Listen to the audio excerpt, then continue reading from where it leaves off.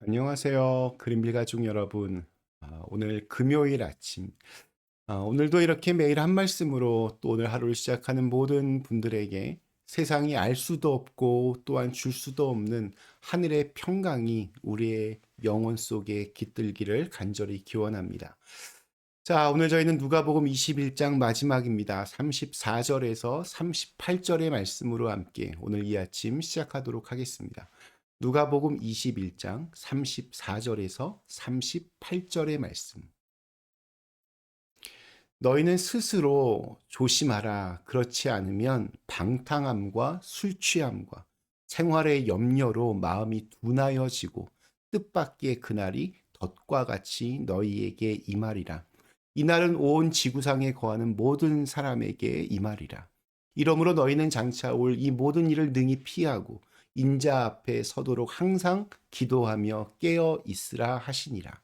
예수께서 낮에는 성전에서 가르치시고 밤에는 나가 감람원이라 하는 산에서 쉬시니 모든 백성이 그 말씀을 들으려고 이른 아침에 성전에 나아가더라. 아멘.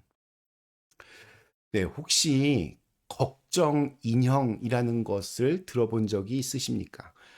중남미 과테말라 마야 후손들이 만드는 작은 인형인데, 인형이 뭐냐면 잠자리에 들기 전에 자신의 모든 걱정거리들을 그 인형에게 말하고 베개 밑에 놔두면 인형이 대신하여 걱정을 해주며 편안하게 잠들 수 있다는 그러한 이야기가 있습니다. 참 재미있는 발상입니다. 우리의 걱정을 대신 짊어줄 누군가가 있다면 얼마나 좋을까요? 하지만 현실에서 우리의 걱정은 그렇게 쉽게 사라지지 않습니다. 오히려 마치 아주 끈질긴 그림자처럼 우리를 따라다니며 우리의 마음을 짓누르곤 합니다. 오늘 우리가 함께 묵상할 말씀은 바로 이 걱정, 염려의 문제에 대해서 우리에게 중요한 경고와 지침을 주고 있습니다. 자, 그런데 오늘 말씀 읽다 보면 살짝 당황스러운 대목이 나옵니다. 예수님이 방탕함과 또 술 취함을 경고하시는 것까지는 자연스럽게 고개가 끄덕여집니다. 술 취함과 방탕함, 이거 정말 문제가 있습니다. 그런데 그 옆에 생활의 염려를 나란히 옆에 놓으십니다. 예수님은 술 취함과 방탕 그리고 생활의 염려 이 셋을 한데 묶어서 경고하십니다. 이는 세상살이에 대한 염려와 걱정이 단순한 어떤 감정적인 불편함을 넘어서 우리의 영혼과 신앙에 치명적인 영향을 미칠 수 있다는 것을 보여줍니다. 방탕함이나 술 취함 누가 봐도 문제가 있습니다. 그리고 우리는 그것들을 조심하고 또한 경계합니다. 그런데 생활의 염려는 그것도 이 생활이라고 하는 먹고 사는 문제에 대한 염려는 어쩔 수 없는 것이 아닌가 이 생각이 들지만 예수님은 그것이 마음을 둔하게 만드는 것이라고 그렇게 말씀하십니다. 탈무드에 이런 말이 있습니다. 걱정은 사람을 늙게 하고 희망은 젊게 한다. 단순히 걱정이라고 하는 것이 마음을 불편하게 하는 정도가 아닙니다.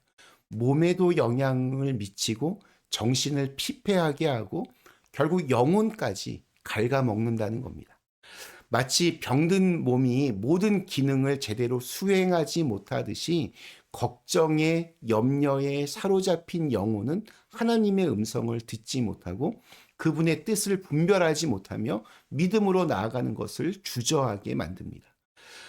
데릴 카네기는 그의 책 자기 관리론에서 이런 말을 남깁니다. 걱정은 흡연보다 더 빠르게 인간을 해친다. 또 의사들의 추정에 따르면 염려와 걱정이 불면증, 위궤양, 심장병의 원인이 된다고 합니다. 이건 의학적인 진단만이 아니라 삶의 관찰에서 나온 말입니다. 우리가 이미 몸으로 알고 있는 것을 언어로 그렇게 정리한 것에 불과합니다.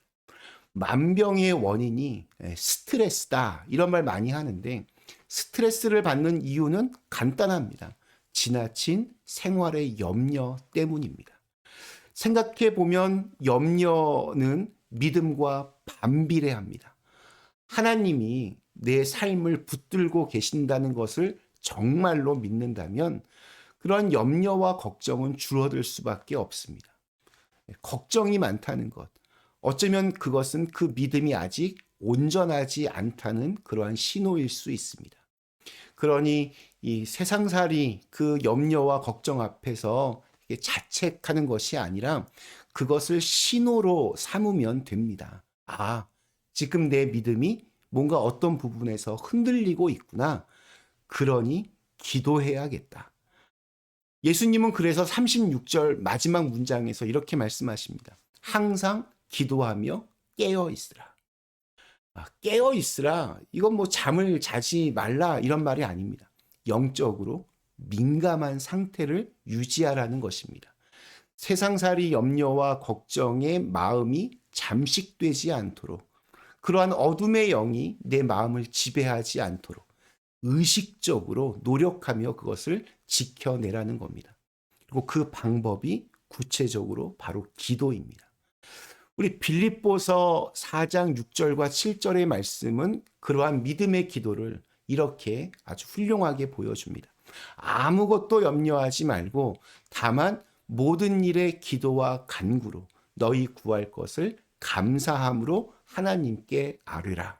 그리하면 모든 지각이 뛰어난 하나님의 평강이 그리스도 예수 안에서 너희 마음과 생각을 지키시리라. 염려와 걱정 대신 기도를 선택하라는 것입니다. 염려와 걱정은 혼자 그 짐을 잔뜩 자기가 지고 가는 것이고 기도는 그 짐을 주님께 넘기는 것입니다. 우리의 인사말 안녕하십니까? 라고 하는 것은 밤새 아무 일 없으셨습니까? 라는 말에서 유래가 되었습니다. 그만큼 밤마다 이렇게 변고가 많았던 세월의 흔적이 담겨 있는 말입니다. 반면에 유대인들은 인사할 때 샬롬이라고 합니다. 이 샬롬은 좀 다릅니다. 어려움이 없다는 것이 아니라 어려움 한가운데서 누리는 평강을 의미합니다. 환경이 바뀌어서 얻는 평안이 아니라 환경이 그대로여도 흔들리지 않는 평안함. 그것이 기도가 가져다 주는 유익입니다. 오늘 말씀의 마지막 구절도 굉장히 조용하지만 깊은 인상을 남깁니다. 우리 37절과 38절의 말씀. 예수님은 낮에는 성전에서 가르치시고 밤에는 감람원으로 나가서 쉬셨습니다. 그리고 이른 아침부터 백성들이 그 말씀을 들으려고 성전으로 모여들었습니다. 예루살렘 성에 입성하신 이후에 십자가를 앞두고 있는 마지막 날의 모습입니다. 이 장면이 참 마음에 걸립니다. 예수님은 걱정하지 말라고 말씀하신 분인데 정작 그분 자신은 가장 무거운 짐을 앞두고 계셨습니다. 그런데도 낮에는 가르치시고 밤에는 기도하셨습니다. 흔들리지 않으셨습니다. 그 고요함이, 그 하늘의 평강이 사람들을 이른 아침부터 불러 모았습니다. 사람들은 그 평안에 이끌렸던 것입니다. 걱정 인형에게 말을 걸고 싶었던 마음, 내 짐을 누군가에게 맡기고 싶었던 마음, 어쩌면 그런 것들이 우리가 왜 하나님께 기도해야 하는지를 보여주는 것 같습니다. 예수님께서 그곳에 계십니다. 감람원에서 밤을 보내셨던 그분이 지금도 우리 곁에서 같은 자리를 지키고 계십니다. 오늘 우리에게 주신 하루, 우리의 마음을 둔하게 만드는 생활의 염려와 걱정의 불안한 짐을 주님께 넘기고 오늘 이 자리에서 그분의 샬롬의 평안을 누리며 깨어있는 날이 되시기를 간절히 기원합니다. 우리 잠시 함께 기도하겠습니다. 거룩하신 하나님, 저희로 하여금 세상살이 그 염려와 걱정 때문에 오늘의 믿음을 놓지 않게 하여 주시옵소서. 정말로 예수님이 나와 함께 하시며 내 기도를 듣고 계심을 믿고 또 나의 삶을 가장 선하게 인도해 주실 것을 믿으며 하늘의 평강으로 오늘 하루를 채워가게 하여 주시옵소서. 예수님의 이름으로 간절히 기도드리옵나이다. 아멘.